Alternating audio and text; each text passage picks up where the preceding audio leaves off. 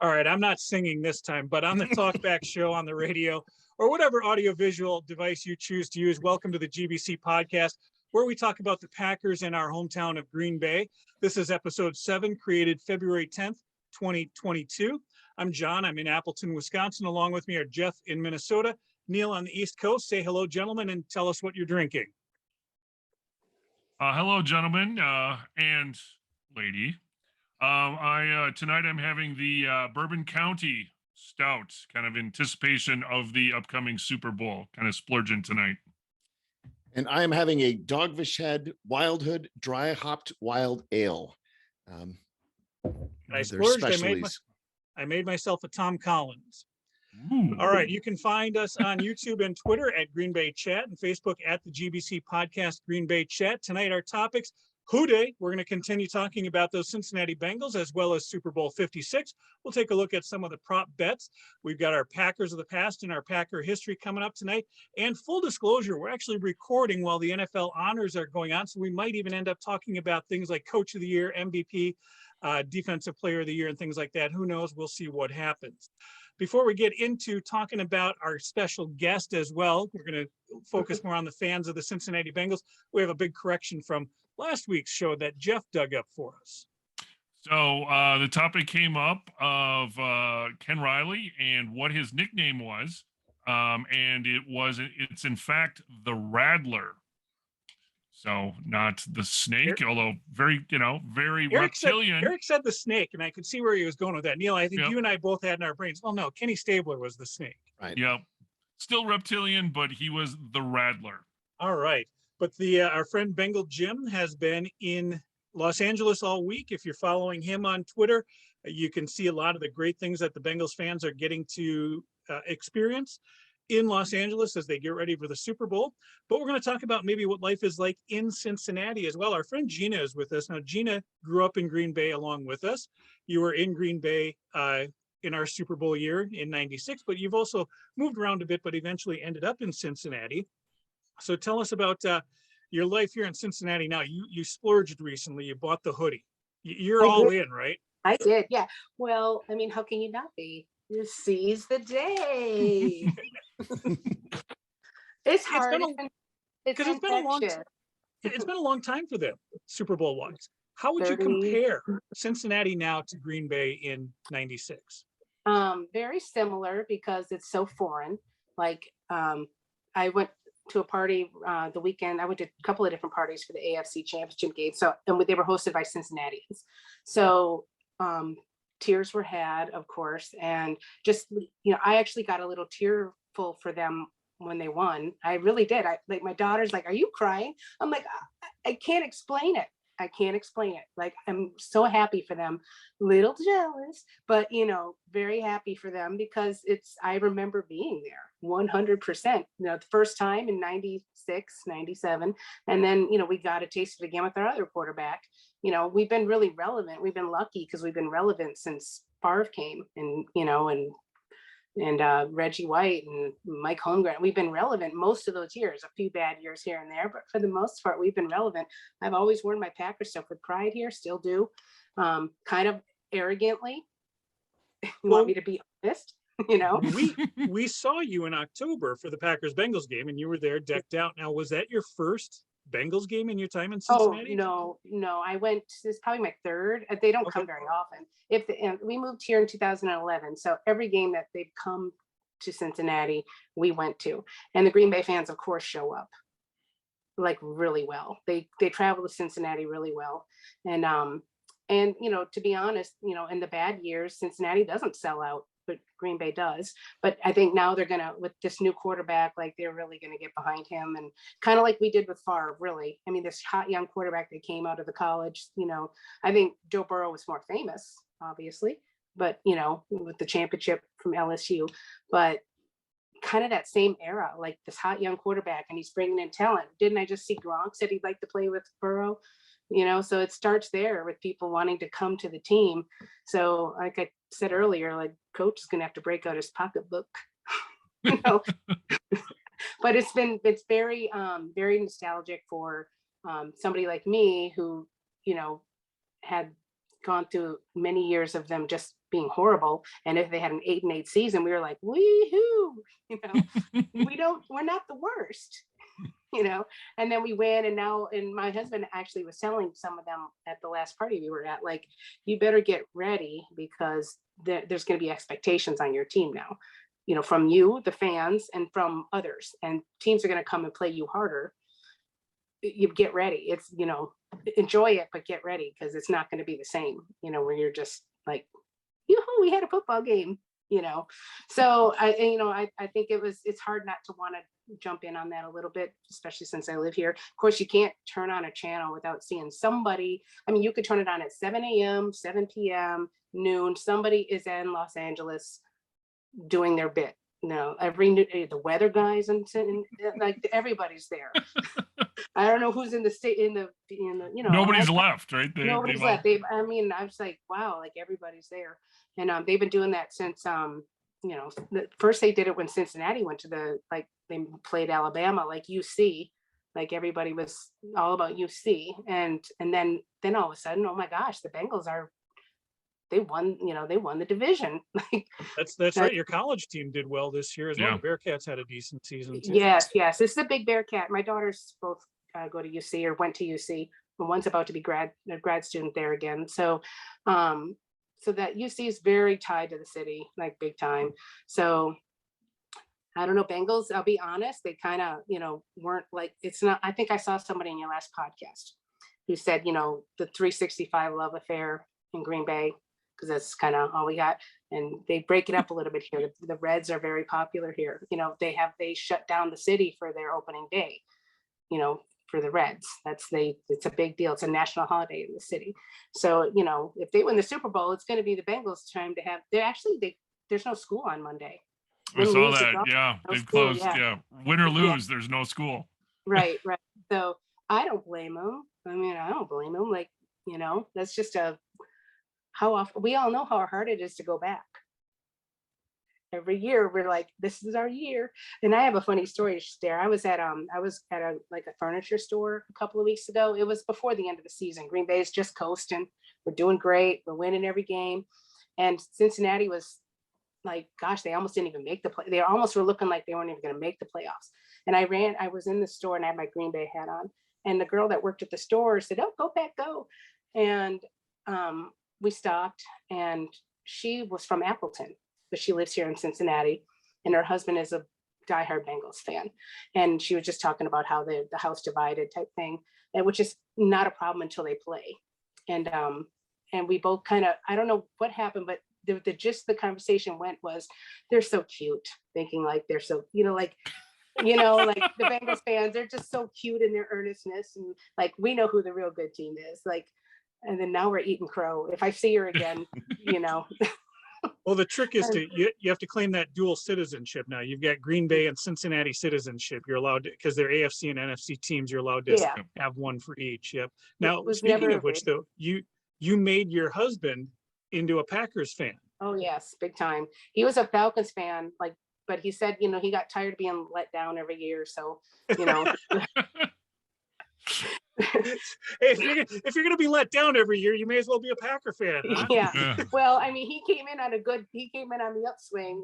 We married like the year before they won the Super Bowl, and he just fell in love with Green Bay. He fell in love with the fact that the players mix with the community all the time. Like, you can run into them anywhere, and he just thought that was neat. And Green Bay was so small. Like I like when he flew in for his business trip, he thought they were going to crash. He said because there's no buildings for him to, like, he thought Green Bay was a city because we had a football team, like a big city. What's the tallest building in Green Bay? Bellin Hospital. Bellin Hospital. Yeah, I think it's 9 stories. Yeah. Yeah. So he's like, there's no buildings, and he always saw was corn stalks coming out of the snow, so he thought the plane was crashing. So he had just a real, like, oh my gosh, you guys are such a small town, and you have this football field, and it's like in the middle of a neighborhood, and like, it was all new to him. And I was like, come over, and he's been a avid fan ever since, like, and so, but he likes the Bengals too. Like, he loves sports in general. But January of 2011, when the Packers played at Atlanta just before Super Bowl 45, you went to that game, right? We did. Yes, that was a great game. I can't even tell you how the atmosphere, because they were doing that get loud, where they were like trying to break the sound barrier, whatever the record was for the decibels, they were doing that in their stadium. And that was before the new stadium. That was the old one. I haven't been in the new one, the one, the Mercedes-Benz one. Like, this is the old one. And I think Vic wasn't there. Matt Ryan. It was Matt Ryan. Yeah. And anyway, what they pulled ahead like 14-3. And I just remember, like, we were up in the nosebleed section. I just remember like people like pointing at me and like, go home, loser. And, just, it was just, I was kind of sad, and I have a little BlackBerry, and I'm like texting on Facebook to people like about the game. And I actually had that memory show up recently about that whole game, and it kind of came back to me. But yes, when I just remember, I could see, from way up there, I just saw some kind of a calm come over Aaron Rodgers, and it just, you remember the game, like it just took off, and that was an amazing game. And then of course all the Falcons fans left, and then it was, just us in the stadium at that point, which was amazing. And their pregame, I'm sure you guys have gone to, you went to Covington, like there's a pregame like party, right? Like, I don't know, you guys Finding the Packer bar. Yep. Yeah, so Atlanta had one like that too, and it was 2 stories, and there was thousands of fans there, and that was amazing. But I didn't even know there was a Packer bar in Covington.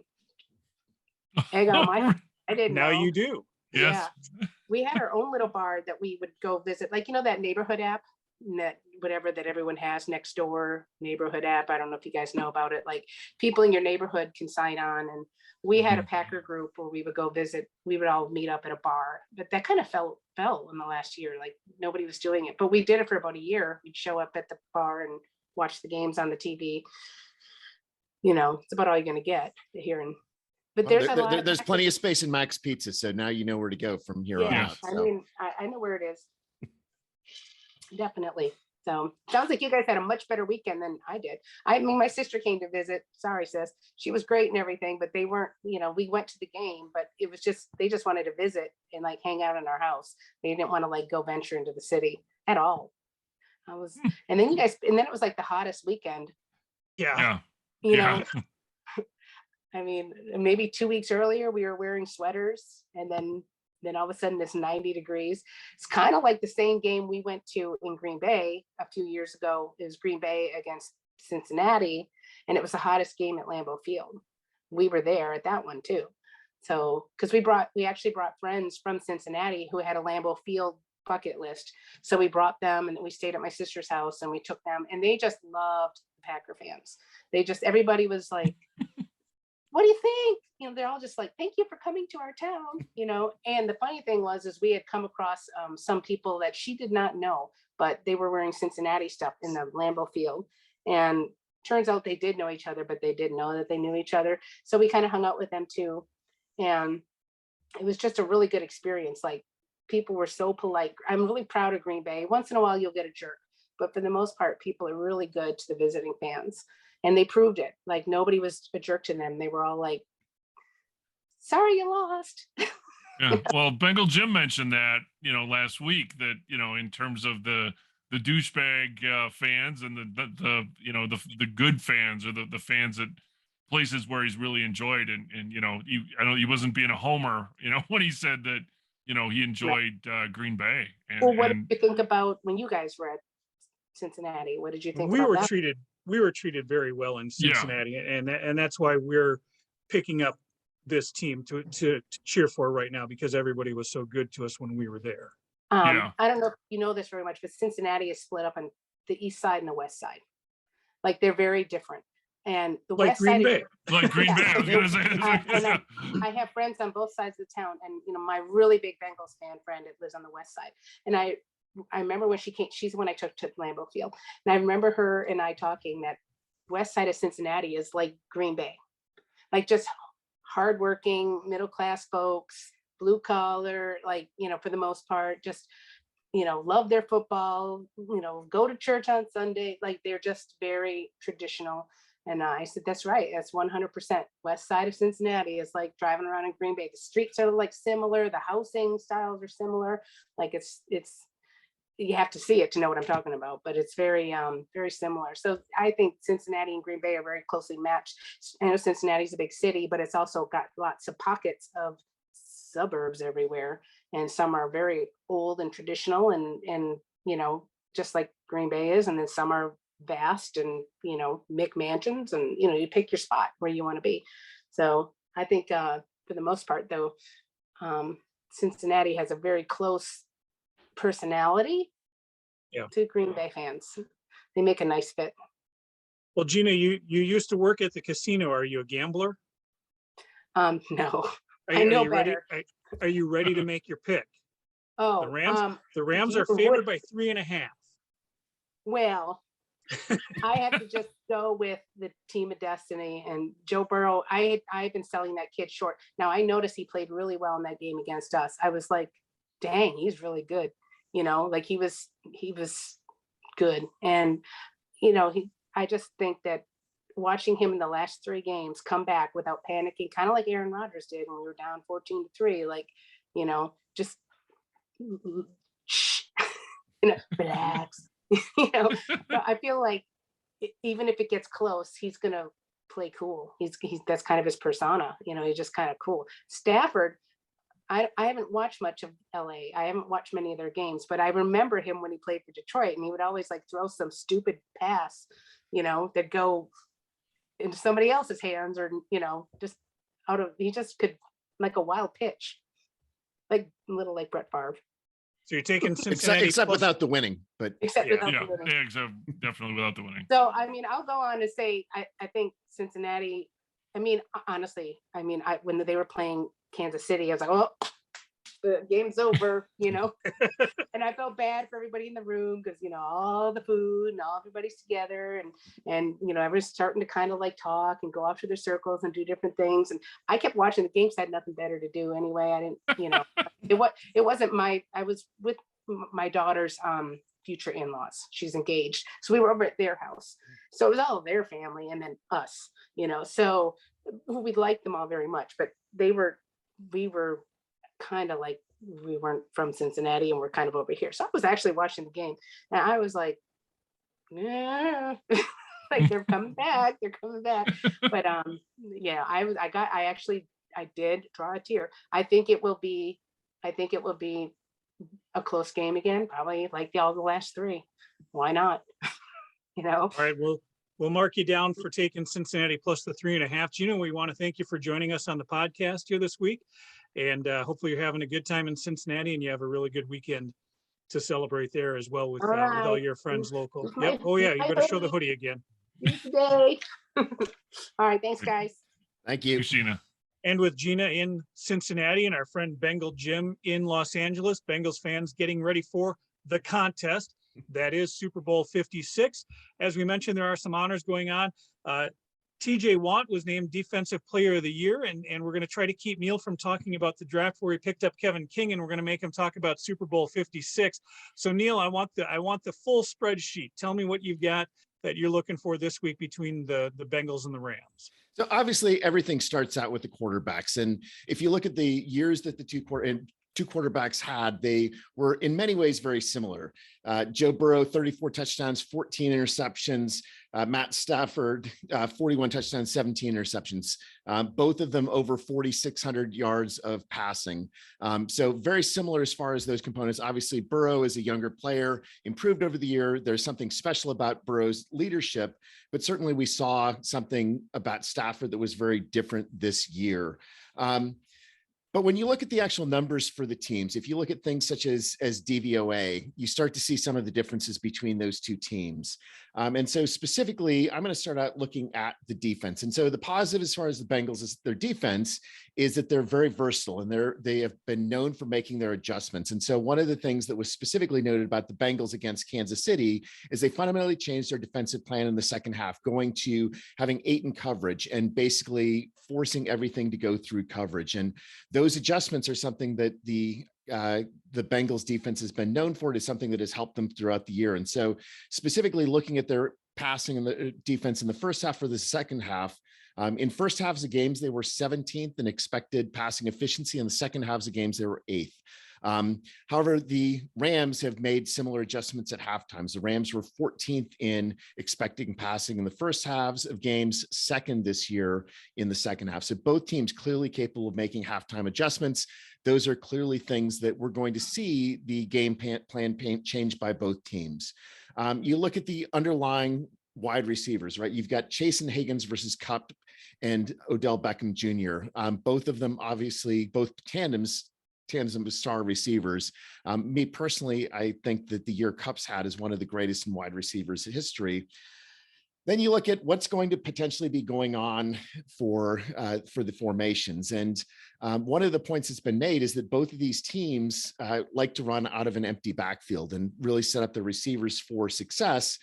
The difference, however, is that the Bengals defense itself is 28th against an empty backfield versus the Rams defense being 10th. And so there's a real advantage as far as the Rams defense. And then you get into the actual defensive line, and the defensive line of the Rams against the offensive line of the Bengals, to me, is the determining factor as far as the game is concerned. That's where you've got the biggest difference. The Rams are number 3 in generating pressure against the blitz, and that's really important because both quarterbacks are really good against the blitz in general. But the difference is that Burrow and Stafford both have problems when they face pressure without the blitz. And it's clear that the injuries on the Bengals offensive line, the weakness on the Bengals offensive line versus that defensive front, starting with Aaron Donald, but also with others, is something that is going to be a problem. Aaron Donald had the highest pass rush win rate easily of any interior lineman this year. And on the other side of the ball, the Los Angeles offensive tackles are number 3 and number 5 in pass block win rate. And so there are these very large advantages, I think, that you have as far as the lines of the Rams. Looking at the D-backs for Cincinnati, Eli Apple had 5 defensive pass interference penalties. Darius Williams had a 95.8 passing rating against him. And so you've got these very large fundamental differences. And then you look at the overall numbers as far as DVOA. So these normalized effectiveness of the various teams. And so as far as their offenses are concerned, neither of them is actually really a dominant offense by DVOA. They're about the same. But as far as the defenses are concerned, the Rams are 3rd and the Bengals are 23rd. And so there's this enormous difference in the qualities of those two defenses. And that leads to overall team DVOA differences of 2nd for the Rams versus 11th for the Bengals. The Bengals are one of the worst overall teams based on DVOA heading into the Super Bowl. And so there are some differences, and obviously things have changed over the course of the season, but there are differences enough between these teams that, to me, I see the Rams as the better team, even though I think Burrow is by a small margin the better quarterback. One other note as far as the statistics are concerned, neither of these teams are asshats. Their special teams are ranked 1st and 3rd in DVOA in the league this year. So we can expect to have really good special teams play, which is a nice change of pace for us Packers fans. But overall, I just look at the numbers, and I think that there's just enough of an advantage for the Rams that my team in this game is going to be the Rams. What about with the spread? -3.5 then? I'm still taking the Rams with the spread. Cover that? What do you like on the over-under, Neil? 48.5 points. Over. Going over. All right. Neil's taking the Rams -3.5 over the 48.5. Jeff, where are you on this one? Well, you can kind of pick with the numbers, or you can throw the numbers out the window. Boy, there's a cliche. I'm going to go with Cincinnati. I just, like I said, there's all the numbers, then there's some intangibles. And, Burrow, as the Cincinnati fans have shown or have talked about, and, when I watched that Tennessee game, Burrow was on his ass. 9 sacks. Come on. This guy should have been like, I'm out of here. This is nuts. He just picked himself up, said, all right, and they found a way to win. So as we've, there are storybooks, does the story end here?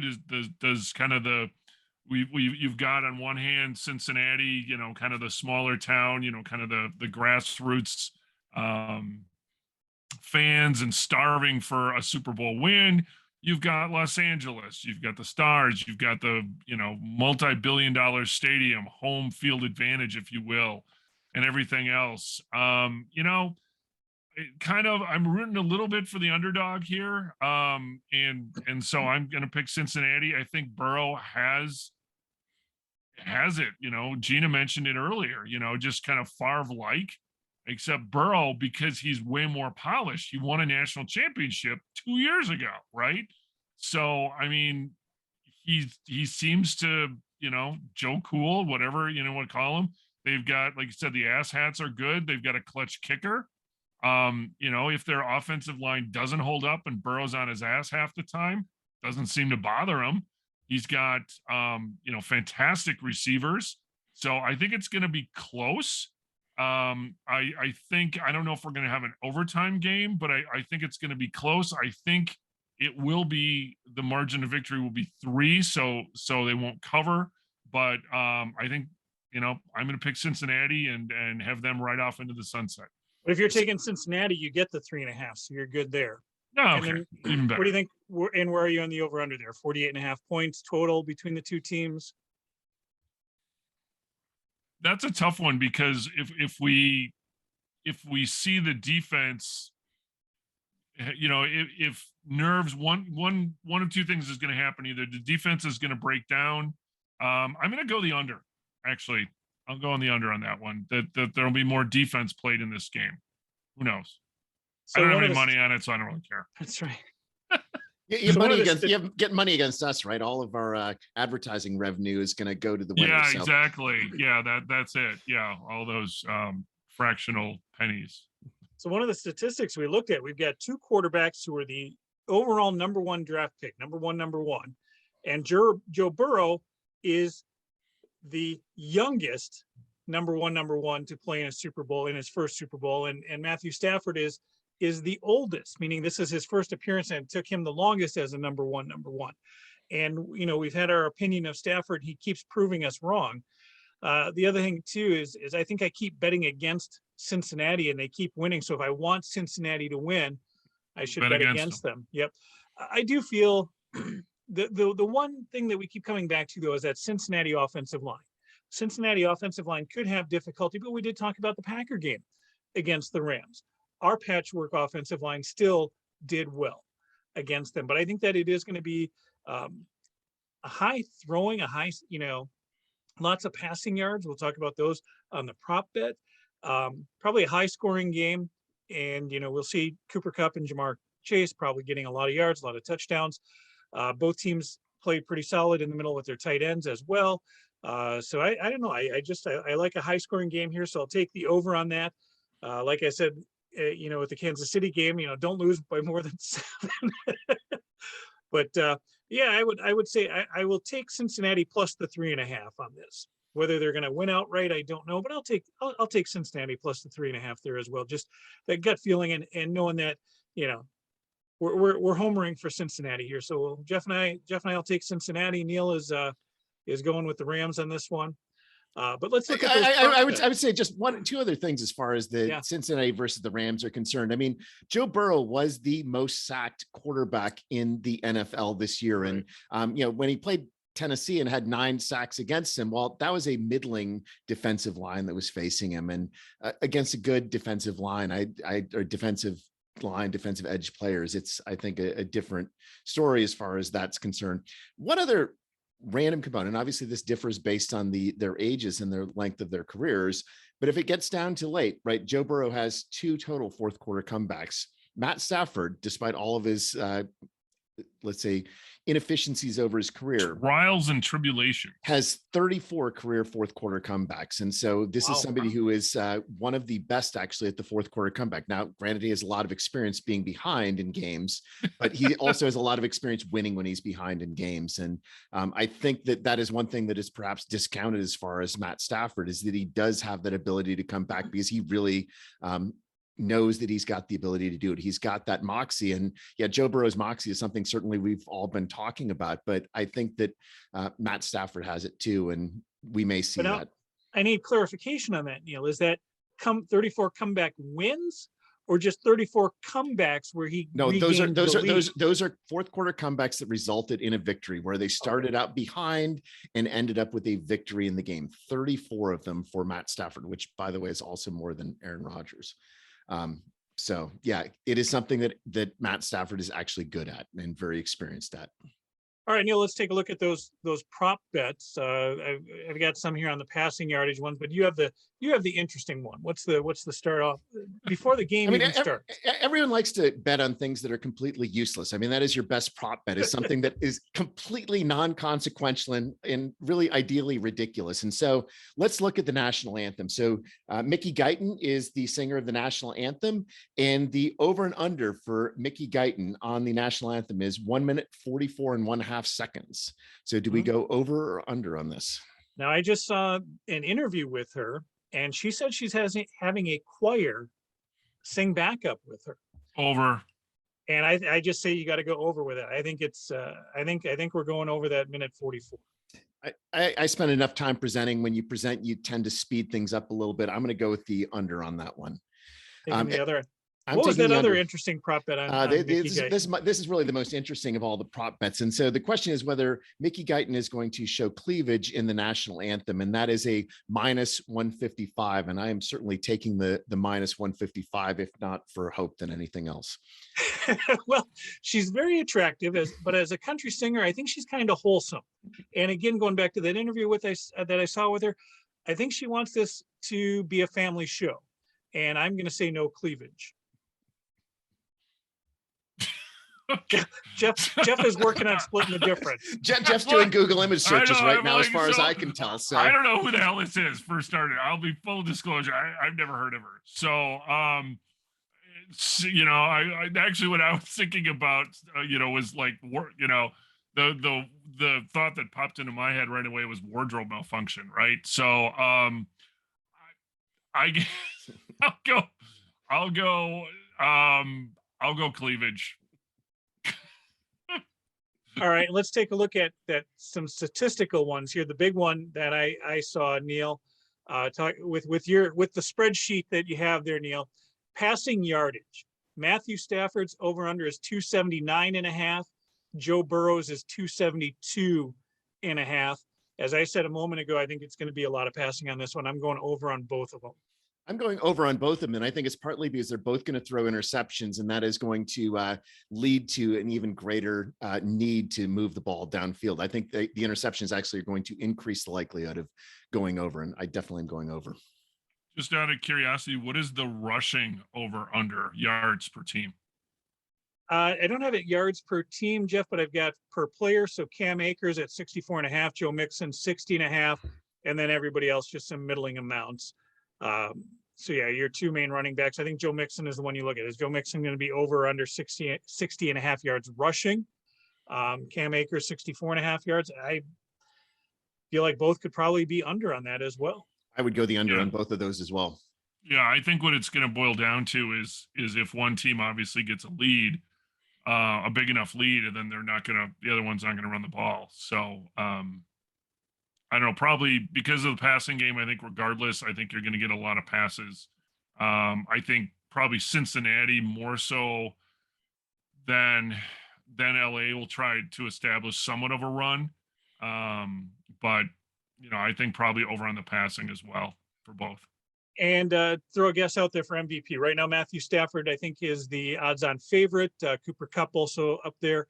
Where then you get into your longer shots, Aaron Donald on the defensive side, Jamar Chase, Joe Burrow, even OBJ taking some bets. Who do you guys like for who's going to be the most valuable player of this game? If it are betting on money, the line on OBJ for money is something like -700 or something like that. So if it were money, I would be betting on OBJ. But I think that despite the fact that quarterbacks always win or almost always win the MVP, I'm going to go with Cooper Kupp because I think that he has been primed all season. I think that he should have been the MVP of the NFL this year, and I think that he will be the MVP of the Super Bowl. That's assuming, of course, that LA wins. So based on that, I'm going to go with Burrow. I mean, like I said, I got to go with my, if I'm picking Cincinnati, I'm going to go with Burrow because, if he provided they win, he's going to put the team on his back. I mean, Jamar Chase he's going to have some help, but I think he will be the one that will orchestrate the win. And in the first 55 Super Bowls, there's only been one MVP from a losing team, Chuck Hawley in Super Bowl V. And because it is quarterback centric, yeah, and with all the yards being thrown, it's going to be the winning quarterback. So it'll either be, in my opinion, Stafford or Burrow. What do you guys like? Wait, sorry, I need you to commit to somebody. You're trying to. I'll commit to Stafford, just to throw that out there, because we have no expectation on Matthew Stafford. He's just going to say, "Fuck you, Packer fans," and he's going to go ahead and be the MVP of Super Bowl 50 and have as many Super Bowl titles as one Aaron Rodgers. Right. But I think let me just add though, if I don't get a second, again, if I get a second pick, and I'm just going to say it, that I think I agree with Neil that I think if LA wins, I think Cooper Kupp is MVP. Okay. All right, let's go non-game factors. Everybody's favorite color of the Gatorade, winning Gatorade. You like orange, seriously? Blue, clear, red, purple? Yellow. Go classic. The green, yellow line. Yellow. Classic. Yeah. All right. I'm gonna go orange. I'm going orange Gatorade. All right. I don't see anything else here worth talking about on prop bets. You guys want to throw anything out there for the game that you want to see? What do you want to see? Is there anything specific that you want to see happen or not happen? I guess because this is going to be, the big Super Bowl at SoFi Stadium. I think it's going to be interesting based on the prices of the tickets, and I'll get to that in a little bit. But how many fans are actually going to be there versus, again, it's in LA. It's more of a celebrity be seen. So based on to get in, basically ticket price, it's about $4,600. So is this the corporate bowl? Not to, or is this going to be, again, it's when we get into our history here with Super Bowl I and kind of things like that versus today and back in Los Angeles, that's what I'm going to be kind of curious about, what the crowd noise is going to be, again, because it's a pseudo home game.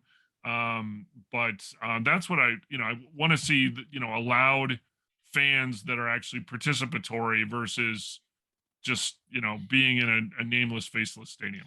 But I think that one thing that is relevant is, as we know from going to Packers games as road fans, you don't have to have the majority of the fans in order to be loud. And I actually think that this is an X factor for Cincinnati. I think that there will be overall more Los Angeles fans because there are a lot more people in Los Angeles who have money. But I think those Bengals fans, first of all, there are a lot of them that are trying to travel in various ways. And I think there will be fewer of those Bengals fans, but I also think that those Bengals fans that show up are going to be really loud. And so I think it's going to seem a lot more like a Bengals home game than a Rams home game. And quite frankly, the Rams against the 49ers, that was the situation too. The 49ers were functionally the home team in that game. And I think the Bengals are going to be able to do that to a different extent. I mean, I think that, there's absolutely going to be a quieting of the crowd compared to what you would normally expect for a championship game. But I still think that you're going to actually hear real crowd excitement and crowd noise. And I think that's going to be fun. Well, it's going to be a hot day in Los Angeles. And what I don't want to see is a rolling blackout that's going to take out the power in the dome there on Sunday. Hey, real quick, some honors coming through in the NFL. The comeback player of the year, the Cincinnati Bengals, Joe Burrow, and the offensive rookie of the year, Jamar Chase. No surprise there. They've got their honors now because I don't think they're getting them on Sunday. So they've got their time in the future. And Jamar Chase certainly is a solid receiver as a rookie. We're going to talk about, though, one of our Packers of the past and a Hall of Fame receiver. But before we do that, if this were a live webcast, we would be giving breaking news. Leroy Butler posting a video to Twitter explaining that he's on the bus on the way over to the auditorium where we believe he is going to be announced as a Pro Football Hall of Famer. So congratulations, way Leroy overdue. Butler. Congratulations, Leroy Butler. But we have a different Packers Hall of Famer to talk about in our Packers of the past. Neil, take it away. We're going to talk this week about Max McGee, a Packers Hall of Famer. Max grew up in East Texas, and one of the noteworthy early achievements in his life is he was Depending on the source, either the first or the second person to ever run for 3,000 or more yards as a high school player. He ran for 3,048 yards his senior year in high school. After that time in high school, he went to Tulane University, something that's very appropriate for a party boy. And Tulane University proper is very proud of his subsequent party reputation in the NFL. And during his time at Tulane, he was a punter and a fullback, as well as catching the football. His last year at Tulane, the team was 1-8-1. So the situation where he got used to losing. He was picked in the 5th round by the Packers in 1954. And initially for the Packers, his primary job was as a punter. You don't think of Max McGee as a punter, but yes, he had 72 punts with a 41.7 average his first year in the NFL. And we talked earlier about how NFL players would take on other jobs. And so Max McGee actually enlisted in the Air Force after his first year in the NFL. He served as a pilot in the Air Force for 2 years and obviously didn't play in the NFL those 2 years. Came back in 1957, had 2 more years with the pre-Lombardi Packers, having a 1-10-1 record in 58, so matching basically his senior year at Tulane. But during that time, he established himself as a star wide receiver while still maintaining punting duties until Vince Lombardi's second year, when he sort of stopped punting. But he was a primary punter for much of his early career. But he also established himself as a wide receiver. In his first year in the NFL, he had 36 receptions, 9 touchdowns. In 1961, he made the Pro Bowl with 51 receptions, 883 yards, 7 touchdowns. But he was known as much as anything in his later time as a locker room guy. In his 1965 season, he had 10 receptions for only 154 yards. In 66, the year of Super Bowl I, he only had 4 receptions for 91 yards in the year with 1 touchdown. 67, he had 3 receptions for 33 yards. So a guy who didn't play a lot near the end, but he was absolutely the kind of person that Lombardi knew he could rely on. And Lombardi knew that he could rely on not just as far as somebody who was a leader in the locker room, but somebody who could keep the locker room. And so Vince Lombardi once, after a particularly bad game by the team, absolutely furious with the team and decided that we need to go back to the fundamentals. We're going to start from the beginning. This is a football. Max McGee's response: "Whoa, coach, could you slow down? You're going a bit too fast here." And Lombardi clearly thought that this was good. Apparently Lombardi didn't even have a follow-up for where he was going after "this is a football." So somebody who knew how to keep the locker room in place. Obviously, after he left the Packers, we know that he became a Packers radio color man for a long time. For 20 years, he did color work with Jim Irwin, and his last few years also working with Max McGee. And his color work also sort of showed where this dry Texas humor came into play. One particularly noteworthy evidence situation, he was broadcasting a game in 1996. Alvin Harper, playing then for the Tampa Bay Buccaneers, had a hand injury, and the Bucs trainer, in the process of fixing Alvin Harper's hand injury, managed to cut off the tip of one of Alvin Harper's fingers. Max's response: "Good thing it wasn't a groin injury." Max was it's Super Bowl week, Neil. You've got to talk about Max in the Super Bowl. Of course, Wait, Max McGee obviously was famous for having the first touchdown in NFL history. But before he had the first touchdown in NFL history, NFL Super Bowl history, before having that first Super Bowl touchdown, he had only had 4 receptions on the year. And so he didn't think he was going to play. He was a legendary playboy. And he was known and notorious in those Lombardi teams for hanging out with Paul Hornung as sort of the bachelor pad. And later on, Zeke Burkowski was part of that Packers bachelor pad. And so he was always going to sneak out and have some fun. And he figures, well, this big game that Lombardi, says is a big game. I'm not playing. Why do I might as well, I'm in LA. I might as well have fun. And so he spoke with 2 airline stewardesses and managed to get their numbers. And 11 o'clock bedtime, bed check rolls around. The Packers coach checks in. He's fine. He calls up Paul Hornung and said, "I've got 2 girls and yours is gorgeous," trying to get Paul to go with him. Paul was getting married the following week, and Vince Lombardi had put a $5,000 fine, $40,000 in current dollars, on players who broke curfew. So Max went out and broke curfew on his own with the 2 airline stewardesses, came back in at 6:30 in the morning, drank a lot, And Bart Starr passed him in the lobby of the hotel as he was coming in. Bart Starr was just waking up. Played the game with a hangover. He showed up for the game with a hangover, again, not even knowing if he was going to play. All of a sudden, Boyd Dowler gets injured. He had a janky shoulder. He got injured early in the game, and Max McGee's got to go in. He doesn't even have a helmet. He had to find a helmet. His first series in the game, he went with a lineman's helmet that with all of the crossbars. Needless to say, recovered that, ended up with 2 touchdowns, first touchdown in Super Bowl history, 138 yards. And John's of the opinion that he is underrated despite that performance. Not, beside the fact that he's, hung over to beat the band.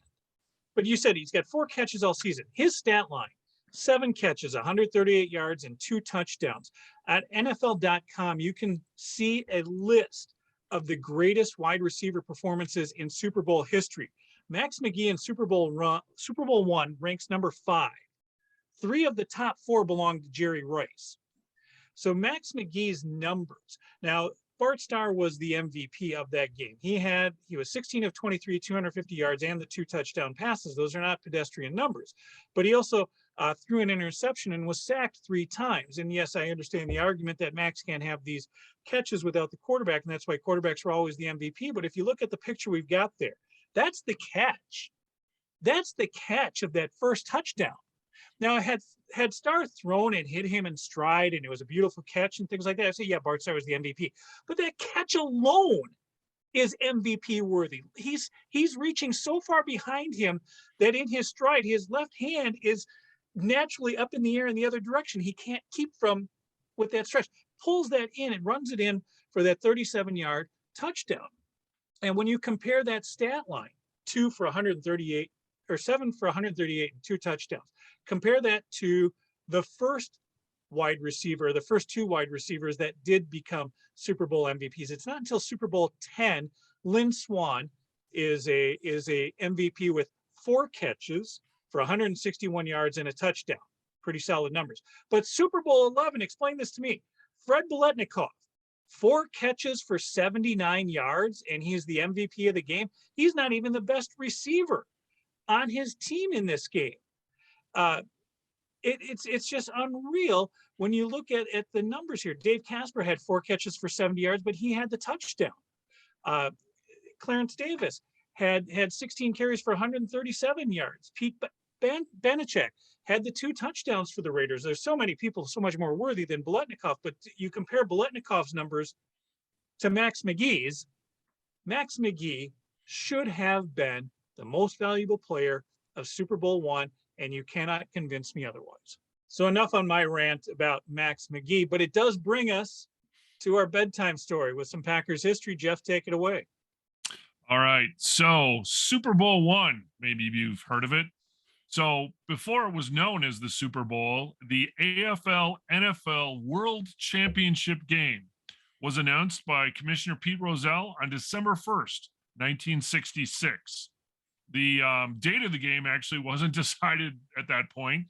A couple weeks passed. So January 15th, 1967 was the date that was finally chosen. And the venue was the Los Angeles Memorial Coliseum, about 6.5 miles from where this Sunday Super Bowl is going to be held. It's SoFi Stadium. So just down the street, as it were, in Los Angeles. So other stats. It'll take you about 2 hours to go between. Exactly. LA, I know, but... you walk it faster. So on that date, January 15th, 1967, the 2 participants, obviously, as we know, were the Green Bay Packers and the Kansas City Chiefs.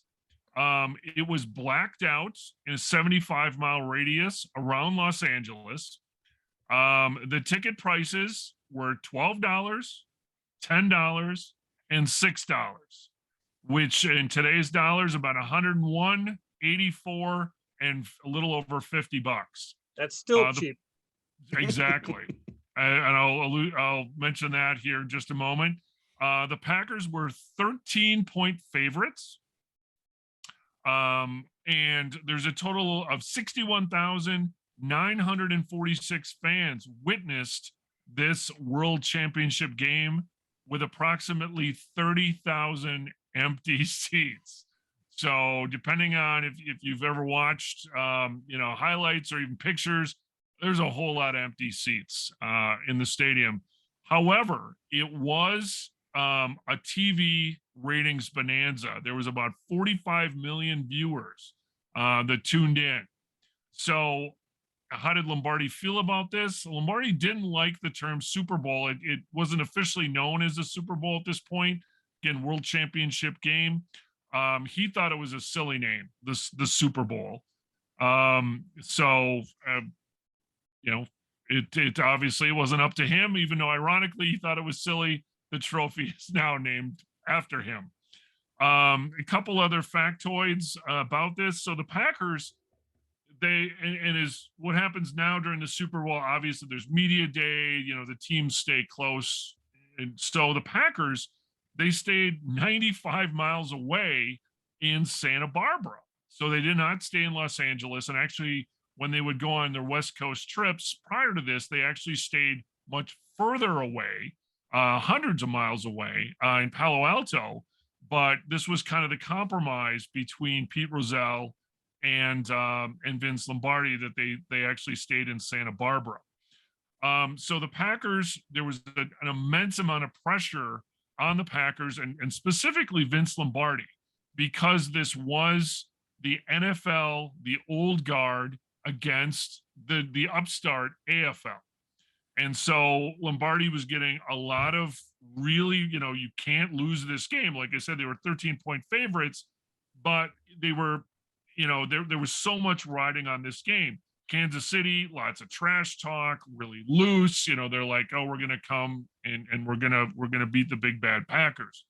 So, and the Chiefs were no slouches. I mean, they were a good team.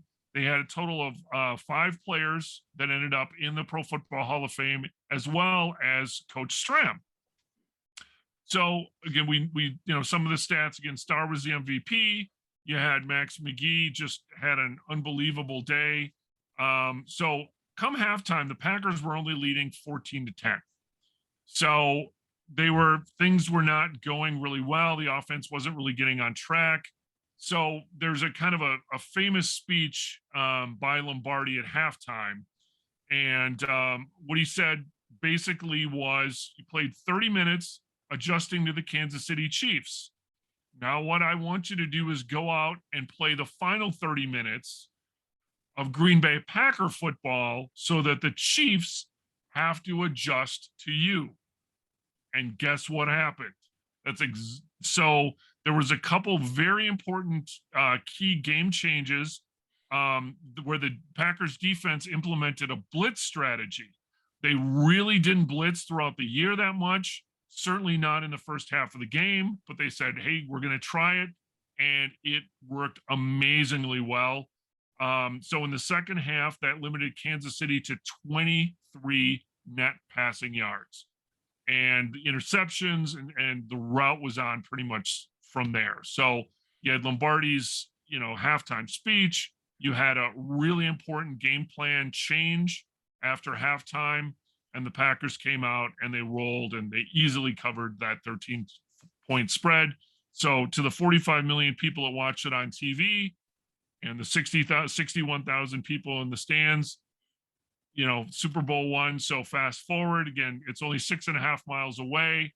So the approximate ticket prices for Sunday's game. So just did a quick internet search here a few hours ago. So for the very upper deck at SoFi, it seats the 500 level. Seats are going for $4,600 a piece.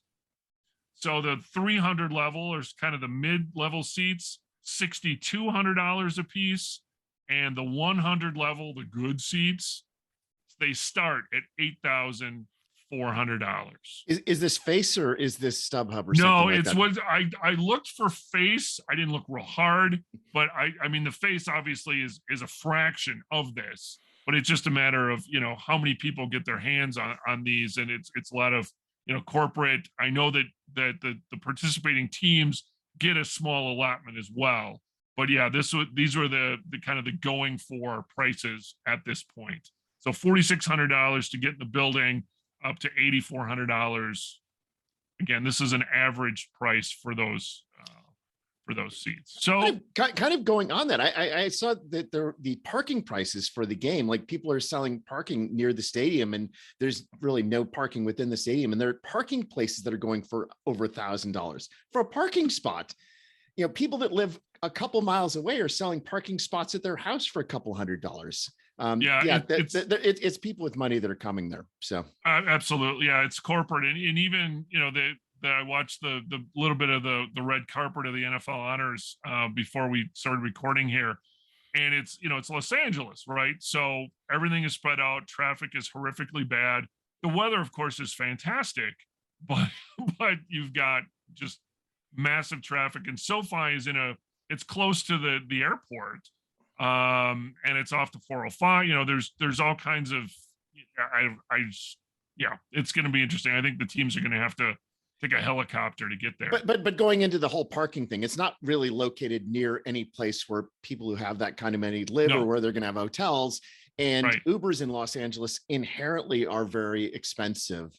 And Ubers to anywhere that has traffic are even more expensive. I will look forward to seeing the article on how expensive the Uber rides are at the Super Bowl on Sunday as well. Yeah, that should be or coming back, which will be even more expensive. Yeah. I also want to see how they get, like Jeff said, how are you going to get the teams there? What's that bus ride going to be like, getting the teams into the stadium before the game? Jeff, you also kind of almost touched on one of my favorite trivia questions, because when the Packers won Super Bowl I, they won the World Championship trophy. The first team to win a trophy called the Vince Lombardi Trophy was the Baltimore Colts after Super Bowl V. Mm-hmm. They are the first ones to win the actual Lombardi Trophy. The first four were all World Championship trophies. Yep. And then as a corollary to that, the original manufacturer of the trophy and the current company that still manufactures the trophy in sterling silver is Jostens? No, I don't know. Tiffany. Sure. And when the Packers put those trophies on display, the four of them now, sometimes there's replicas and sometimes there's real ones. Do you know how you can tell whether the Super Bowl II trophy is the real one? No idea. How? There's a dent in it on the backside. What? On the ball, there's a dent in it. That is the real Super Bowl II trophy, has a dent in it. I wonder what the story is of the dent. We'll have to share that a different time. Speaking of a story for another time, we have an anniversary to celebrate. February 11th of 1992. That's right, 30 years ago. February 11th is the date on which the Green Bay Packers traded for one Brett Lorenzo Favre. I'm going to save my Brett Favre story for the next episode, so hold on tight for that one. But you guys, final thoughts for tonight. Jeff, go. So as you can see, we've got Leroy Butler in the joining us here via picture tonight. So again, congratulations to Leroy in the new Hall of Fame class. We'll see. We still don't have an update on the MVP yet. That should be coming here shortly. Although, with Aaron Rodgers, I think it's probably going to be Aaron Rodgers. Yep, that seems to be what everybody's saying. So we'll have a 4-time MVP, and we may have an update on what Mr. Rodgers decides he's going to do for next year. Who knows? But I'm looking forward to the Super Bowl this weekend. I'm hoping for a competitive game. Again, I'd like to see Cincinnati win, but if it's a good close game, probably watch some of the commercials. Don't really care. We'll see. I don't know what the 30-second is for a commercial. I'm sure it's whatever it is. It's fantastic exposure for those 30 seconds, but ultimately most of the commercials fall horrifically short of their expectations. But again, I want to focus on the game, hopefully a good game, and we'll see what happens. We'll have lots to talk about next week. Neil, your thoughts? Two closing thoughts. First of all, about the commercials, they've stunk for quite a while, and they don't stink because they fell flat on their face. It's people have decided they actually want value out of the money, and it's unfortunate that we've lost really stupidly funny commercials. But my closing thought relates to Leroy Butler. Of course, congratulations to Leroy Butler, a long overdue honor to be in the Hall of Fame. I'm also extremely excited about Tony Boselli being named to the Pro Football Hall of Fame. As a former lineman, I believe that there are far too few linemen that are in the NFL Hall of Fame. We need to the pretty boy to lineman ratio needs to be changed a little bit. And so having more of the fat guys around is good. And Tony Boselli is absolutely deserving of being in the Hall of Fame. And one of the things that has taken Tony Boselli as long, even though he's a dominant player, is because he, in the end, only played 7 years in the NFL. In those 7 years, he was All-Pro, first team All-Pro 3 times. He was 5 times overall in the Pro Bowl, and had if you go by advanced metrics, an approximate value of 74 AV. Well-deserved to be in the Hall of Fame. There's another player who also has basically those exact same stats, and that's Sterling Sharpe. Sterling Sharpe played 7 years in the NFL. He had 3 years in which he was first team All-Pro, 5 years in which he was Pro Bowl, 3 years in which he led the league in number of receptions, led the league in touchdowns twice. If Tony Boselli is a Hall of Famer, and I absolutely believe it is, it's time for more serious consideration of Sterling Sharpe as a Hall of Famer.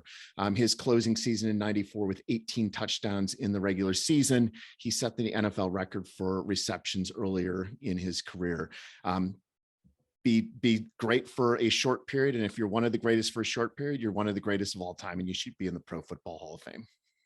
I like that. Over the last 3 years, the Green Bay Packers have shored up the defense in the Ring of Honor between Bobby Dillon, Charles Woodson, and Leroy Butler, all back-to-back Hall of Famers, and that's a great accolade for our team as well.